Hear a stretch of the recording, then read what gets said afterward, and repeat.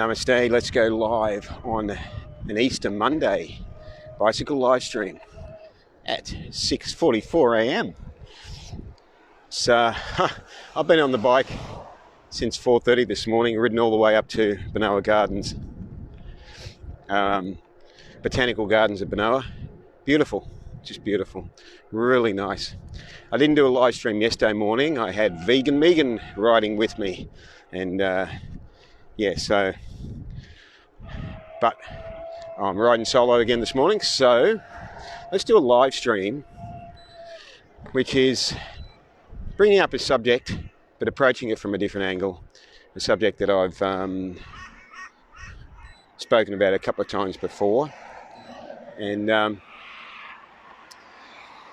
it's and I'm going to talk about it from my personal experience. How did I stop believing the lies or the lie and start finding the truth? What has been my experience, and in sharing that experience, what can you possibly pick up that might help you at this point in time? Because we have a lot of conflicting information, as I've done mentioned in several other live streams, a lot of conflicting information that is getting passed around at the moment, and I've been sharing a bit of it, and some people have sort of said to me they can't understand what my strategy is. They're like, 1 minute you're sharing something that's pro this, and then the next you're sharing something that's against this. Well, there is a strategy, as we all have a strategy, that I'm using, and one of the strategies that I'm using, although that's not the basis of this morning's live stream, is to get you to think for yourself, basically, to present a few different possibilities so that you can actually look and see what the different sides of the argument are. So there is a little bit more to it than that, but that's the basics of it. So anyway, I want to start off by letting you know that there are every human being suffers from 4 defects. This is built into our nature. We suffer from illusion, being mistaken, being imperfect, and we have the propensity to cheat. So all of us suffer from this, and this means that we are, as I say, we are easily put in a state of illusion. We can easily make mistakes. We have a lazy sort of attitude, which means that we like to cut corners. We like to cheat. That's what we mean by cheating. And we are imperfect. We have limited, imperfect senses. I've spoken about this before many times, that are so actually so imperfect are our senses, so limited that it's embarrassing. So it should not come as a surprise when we take information in through our senses, and this includes our mind, which is the computer that's processing the information coming in through the senses. We should not be the least bit surprised that we are subject to mistakes and we are subject to illusions. We can so easily believe the lie, as I call it. So how did I, in my journey, learn to stop believing the lie and start finding the truth, or hearing the truth? Well, I'm fortunate that my father instilled in me a questioning attitude of life, to not take things for granted, to lift the veil, look behind the veil, look at why things are happening the way they are. And that sort of started me off at a young age in inquiry, which then became much deeper than I think Father had possibly gone with it. So it became a deeper sort of self-inquiry and self-understanding, and it became, it morphed into a spiritual inquiry. And the reason why I did that was because no matter what direction I looked in, no matter what path I took, no matter what lie that my mind would have me believe, I was fortunate enough to realize when it was not leading anywhere that was going to be of any benefit to myself or others. In other words, it's like having that sixth sense, that inner wisdom that we all have, that's understanding us that when we chase shadows, and it's reminding us when we chase the shadow too long, that it's just a shadow, it's just a lie. So how does that apply back to the situation we have now, where we have a lot of conflicting information? Well, I look at the 4 principles that everyone is subject to. This is one of the things I do. And I apply these 4 principles to the information that I'm receiving. So I look at the fact that the information has come originally from a person that is subject to illusion, that is subject to being mistaken, that is subject to imperfection in their conclusions, and is also subject to cheating for their own personal gain. So I apply these 4 defects to the information, which then gives it a very, how would I describe it? A very a wide margin, let's say wide margin, yeah, it gives it a very wide margin of error. So the information comes in and people are going, oh, this is it, you know, and you start applying it and you start going, well, there's a really wide margin of error here. And it comes back to, I've said this before, how credible is the source? So it's good to do some background on the source to see if they themselves are subject to believing lies, or if they themselves have a deeper connection. If we're getting information from somebody with a deeper connection, it stands to be more likely to be more genuine. Now, another really important thing is in the spiritual process of self-inquiry, how do we know the truth in spirituality? Well, there is a 3-step or checking process that takes place for people on a spiritual path. And if you apply this, not just in your spiritual inquiry, but in your day-to-day life, you will find it very handy. And let me explain to you how it works. On a spiritual topic, if you want to know the truth of something, somebody's presenting you an idea, a spiritual idea, and you're just not sure, is it really right? Is what this person's saying really right? Well, the best thing to do is to not just take them on face value, but to apply a triple check system, which then helps us to understand if there is a likelihood that we are hearing the truth. So first, what we do is we look at what the person is saying. Now, this applies in spiritual subjects and this applies in any subject. This can apply in science. Let's apply it to science at the same time. So somebody comes out and says, this is what's happening. So, okay, you look at what the person's saying, you go, okay, I'm hearing your message. That's number 1. Number 2, apply it, listen to, or compare it, I should start that again. Number 2, compare it to what is written in bona fide publications. In a spiritual process, that means compare it to what is written in the great spiritual works that have been written over many thousands of years. And in a scientific process, you would apply or compare it to the science that has been I guess, generally agreed upon, as they would say, peer reviewed. So you would go, you compare number one and number two, and you go, do these compare? Does what this person's saying compare with the scientific studies and analysis, etc.? Now, bear in mind there is a bit of a loophole there.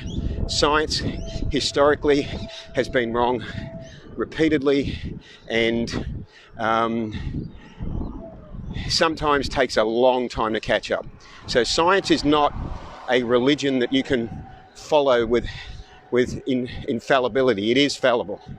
So the third thing is you have to go within and compare the information that the person is giving you, the information that is already out there that is verifiable or is most likely to be correct, even though, also bear in mind that not only can science be wrong, but a majority consensus of people can be wrong. As I said the other day, the majority of people in the world think it's okay to consume animal products. So the majority of people can be wrong. So this is where the third and most crucial, most important factor comes in. You have to compare it to what you are being told within. Now, I'm not talking about what your mind is telling you, because this is what has led us astray in the first place. This is where we're going wrong. This is where we're just following any crazy story that the mind comes up with. So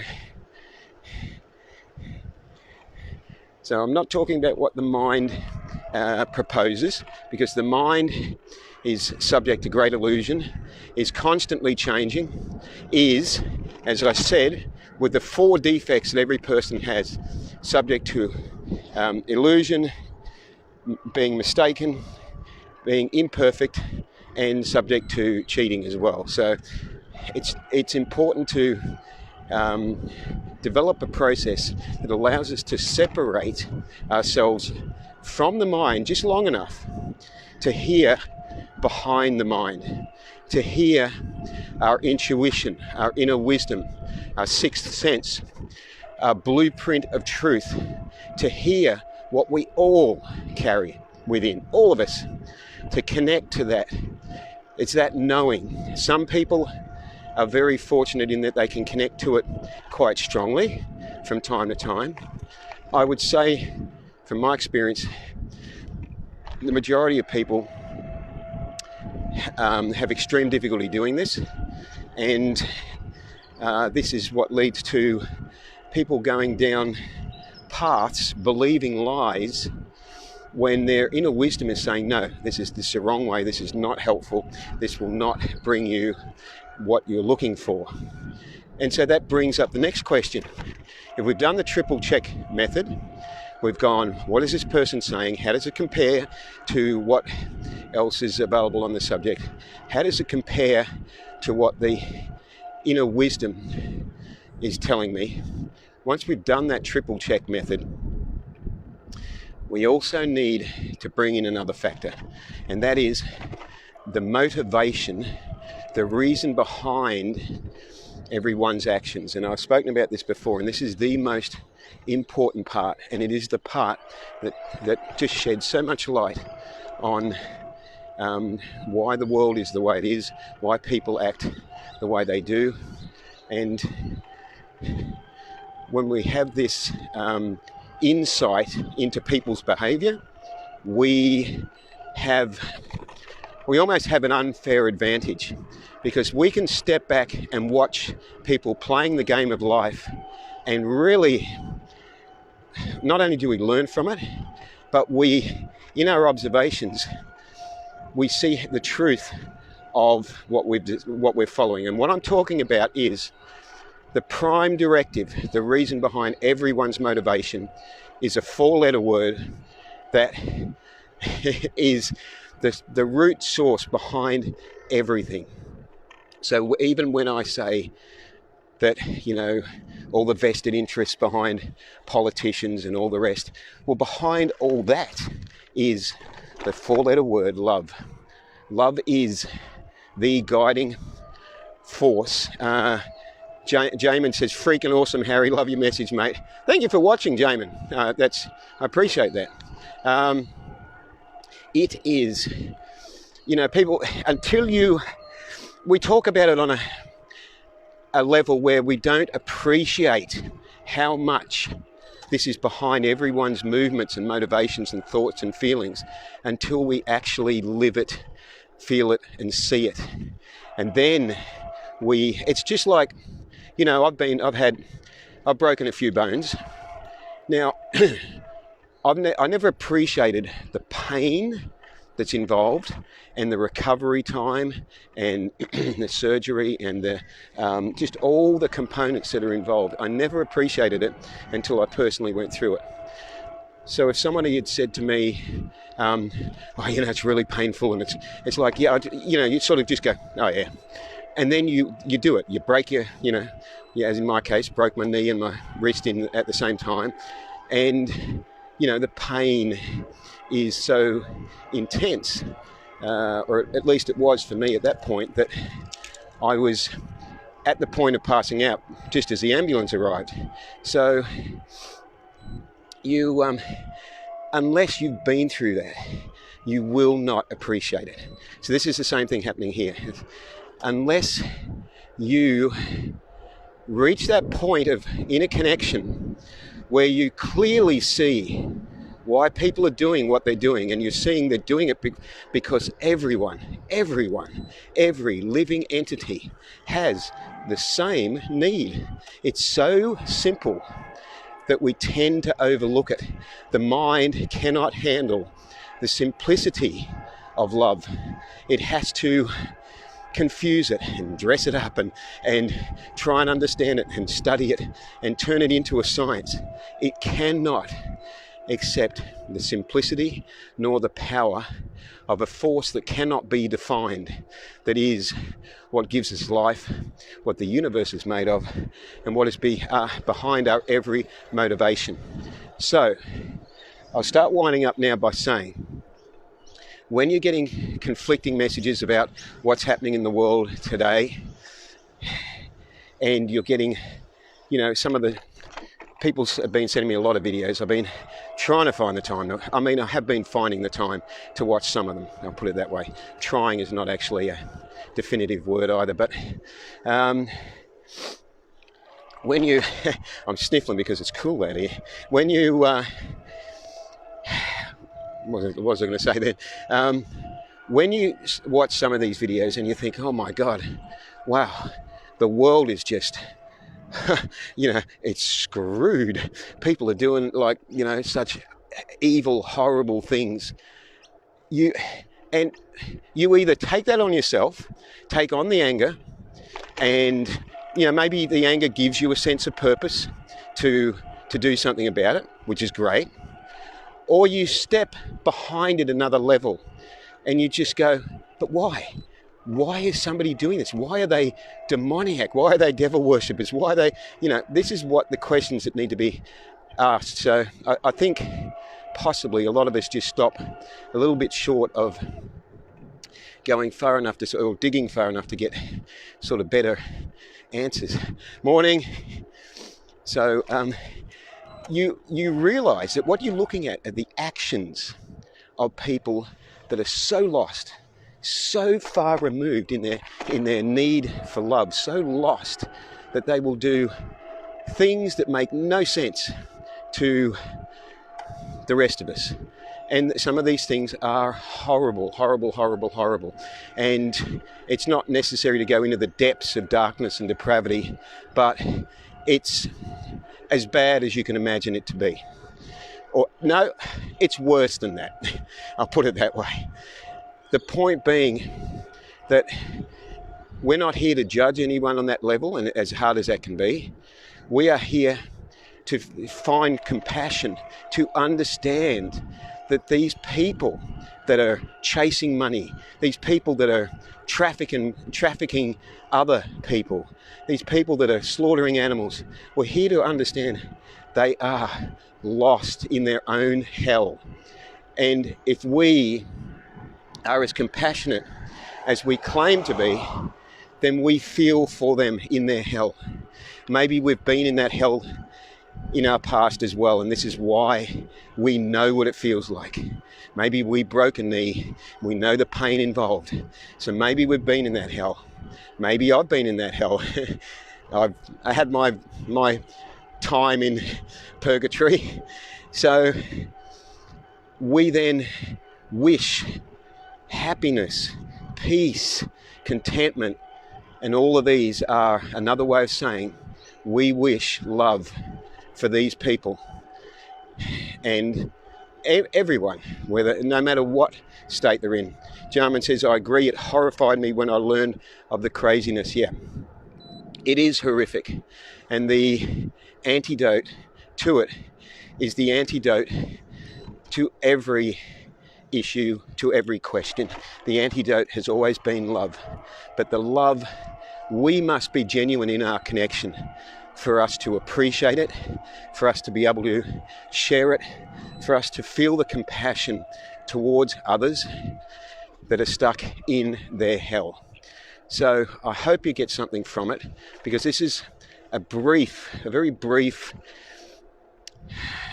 description description of how I've learnt to stop believing the lie and start hearing the truth. And I apply these principles. The 3-step method of checking if something is true is to check the authenticity of the person it's coming from, check it against other credible sources, and then go within in a meditative state and compare it to what is already and compare it to what is already within, and then see if it lines up. And also remember, the other really important thing is that we are all suffering from 4 defects. This is a human condition. We can easily be in a state of illusion. We are easily mistaken. We easily fall into a state of imperfection. And we also have the propensity to cheat. So I hope this helps a little bit in unscrambling all the things that are being shared, and just keep it simple as possible and realize the motivation behind everything that you will see today, everything that you'll hear today, everything that you will do today. The motivation is love, because at your core, you are like a helpless baby who just wants to be held and reassured that everything is okay. And everything will be okay if we live vegan and save lives. Ahimsa.